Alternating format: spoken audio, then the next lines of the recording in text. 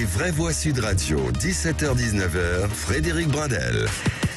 Les vraies voix ce soir, Philippe Bilger, Muriel Bourreau, Corinne Tapiero, qui sont avec nous et qui vont deviser sur ce premier débat que nous vous proposons. Alors, vous n'hésitez pas, petite consultation sur le compte Twitter Sud Radio.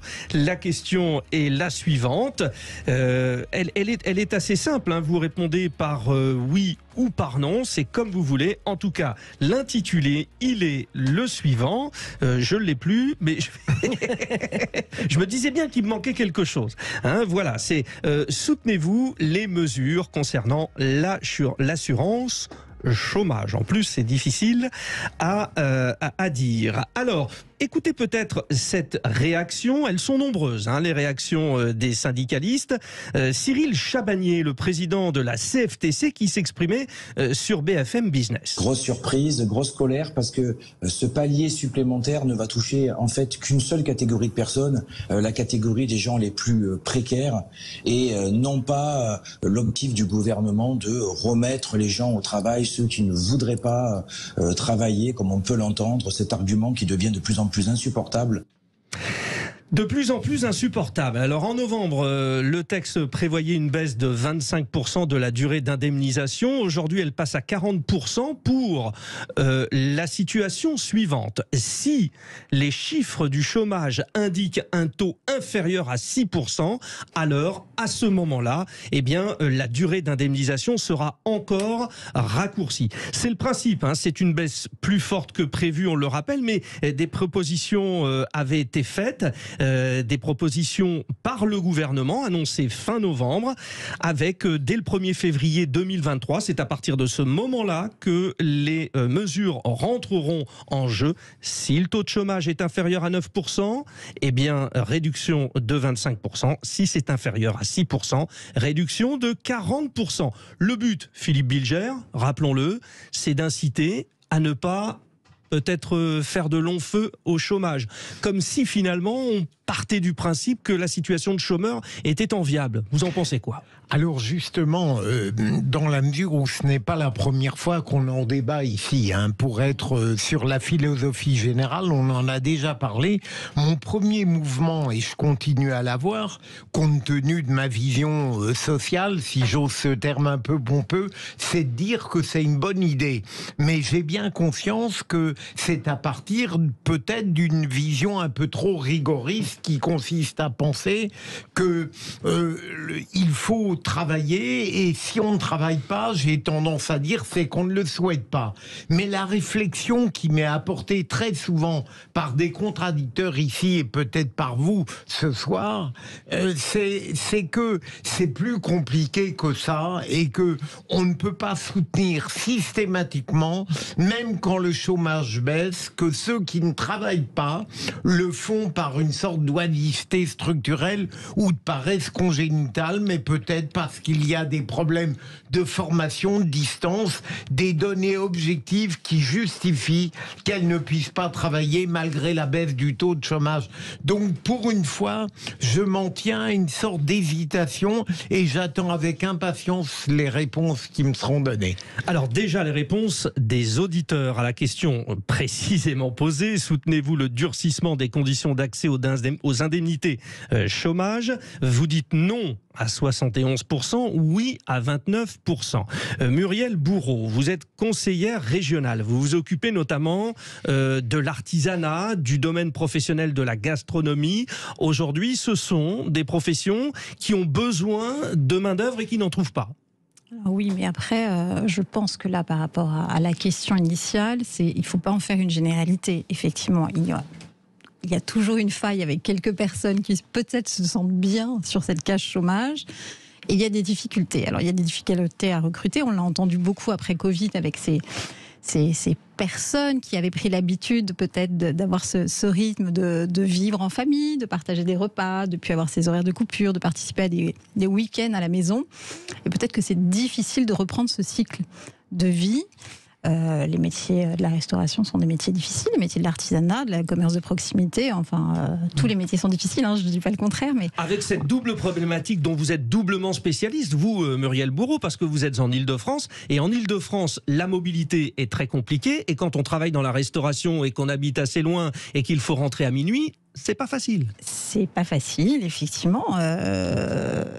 Oui, tout le monde n'habite pas sur Paris ou à côté du restaurant dans lequel il travaille. Les loyers sont chers. Peut-être plus dans les grandes villes. On ne va pas tout le temps parler Île-de-France, mais en tous les cas, dans les grandes villes, tout le monde n'est pas véhiculé. Donc ça occasionne probablement des frais de transport après coup, après le service, et que tout le monde ne peut pas se rémunérer à ça. Mais je pense que, personnellement, je dirais que c'est peut-être une qualité de vie qui fait que des horaires de coupure sont compliqués. C'est vraiment t'as 2 ou 3 heures de disponibles dans l'après-midi. Si tu habites à 1 heure de chez toi, tu peux pas en faire grand-chose. C'est perdu. Et c'est perdu. Alors maintenant, certains restaurateurs ont adapté leurs horaires ou adapté leurs jours de travail depuis la réouverture après Covid. Et ça va dans le bon sens ? Et ça va plutôt dans le bon sens. Est-ce que la vraie difficulté aujourd'hui est seulement de recruter ? Je suis pas sûre. Pour les artisans de proximité.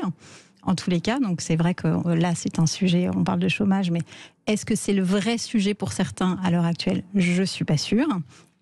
Étant moi-même artisan depuis 15 ans, je pense qu'on vient de passer quelques crises difficiles. Donc oui, l'embauche est un vrai problème, mais avant d'embaucher, il faut que quelquefois le chef d'entreprise puisse déjà s'octroyer un salaire. Oui. Donc ça, c'est aussi déjà la première étape. Et on peut imaginer... peut-être que le chef d'entreprise, si malheureusement il doit déposer le bilan, puisse lui-même avoir le droit au chômage, parce que c'est aussi un autre sujet. Aussi. Alors, on continue le tour de table, mais on va décliner. Corinne Tapiero. Alors moi, j'ai beaucoup de choses à dire. Premièrement, j'adore la façon dont ce gouvernement met en place des usines à gaz. Première chose, je voudrais savoir sur quelle base du taux de chômage ils vont décider, dans la mesure où il y a des chômeurs qui ne sont pas indemnisés, des catégories A, B, qui sortent des groupes d'indemnisation, mais le chômage structurel, il est là, il existe, et il est bien plus fort que celui qu'on annonce pompeusement chaque 2 mois, le chômage a baissé, etc. Aujourd'hui, nous sommes à 7,3%. Oui, bien sûr, 7,3% de chômeurs indemnisés. On ne vous parle pas de tous ceux qui ne sont pas indemnisés, de ceux qui sont en formation, etc. Donc ça, en tout cas, on est en dessous des 9%, et donc la réduction du temps d'indemnisation. Du temps d'indemnisation. Ensuite, de quoi les politiques ont une fâcheuse tendance à penser que les super profiteurs, c'est ceux qui vivent finalement de minima sociaux et d'aides. Or, je pense que si chaque politique était déjà allé faire un tour au chômage, il n'aurait pas ces mauvaises idées. Parce qu'être au chômage, d'abord, c'est pas une sinécure.